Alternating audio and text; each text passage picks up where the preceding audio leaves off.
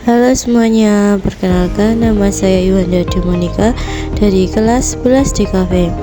Di sini saya akan menjelaskan SWOT atau SWOT. Yang pertama, saya akan menjelaskan apa itu SWOT. SWOT adalah alat yang digunakan untuk mengevaluasi faktor-faktor internal dan eksternal yang dapat mempengaruhi suatu proyek, bisnis, atau individu. Tujuan SWOT adalah untuk mengidentifikasi kekuatan, kelemahan, peluang, dan ancaman yang terkait dengan suatu proyek, produk, atau bahkan diri sendiri. Cita-cita atau profesi impian saya yaitu mengikuti program magang di Jepang untuk mendapatkan pengalaman kerja internasional dan meningkatkan keterampilan. Dan kenapa saya memilih cita-cita tersebut? Karena ingin belajar budaya Jepang yang disiplin, mendapatkan pengalaman kerja berstandar internasional, serta mengembangkan keterampilan teknis. Dan saya akan menjelaskan aspek analisis dan penjelasannya. Yang pertama, S kekuatan. Penjelasannya: 1. Suka belajar hal baru dan disiplin. 2. Suka bekerja keras dan tidak mudah menyerah. 3. Mengetahui sedikit bahasa Jepang.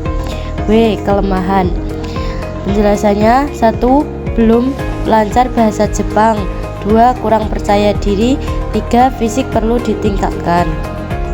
O. Peluang. 1. Banyak program pelatihan bahasa Jepang. 2. Banyak lowongan magang ke Jepang. 3. Dukungan keluarga. Dan yang terakhir, T. Ancaman. 1. Persaingan ketat untuk lolos seleksi magang.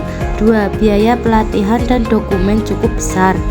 3. Perbedaan budaya dan aturan kerja yang ketat. Strategi yang saya susun: 1. Strategi SO, menggunakan disiplin belajar dan kemampuan dasar bahasa Jepang untuk mengikuti kursus bahasa lanjutan. 2. Strategi WO, memperbaiki komunikasi dan fisik dengan rutin, latihan sambil mengikuti kursus bahasa Jepang dari lembaga resmi. 3. Strategi ST, memanfaatkan sikap kerja keras untuk menghadapi persaingan, seleksi, dan adaptasi budaya Jepang. Dan yang terakhir, strategi WT, mengatur keuangan dan mempersiapkan dokumen jauh-jauh hari sambil melatih mental agar siap dengan aturan ketat. Selanjutnya, rencana aksi. Dan yang pertama, rencana aksi kursus bahasa Jepang intensif. Waktu pelaksanaan 6 bulan. Sumber daya yang dibutuhkan: buku kursus bahasa Jepang. Target lulus ujian bahasa Jepang. 2. Rencana aksi latihan fisik. Waktu pelaksanaan 6 bulan. Sumber daya yang dibutuhkan: waktu rutin olahraga. Target siapkan kerja fisik saat di Jepang. Dan yang terakhir, rencana aksi cari info program magang. Waktu pelaksanaan 3 bulan. Sumber daya yang dibutuhkan: internet. Target punya rencana pendaftaran magang. Terakhir, saya akan merefleksikan hasil pelajaran yang saya dapat. Yang pertama, pelajaran yang terpenting menurut saya: bisa mengetahui persiapan bahasa, fisik, dan mental sangat penting untuk bisa lolos program magang Jepang. Yang kedua, analisis ini membantu saya fokus pada langkah nyata, tahu kelemahan yang harus diperbaiki, dan manfaatkan peluang yang ada.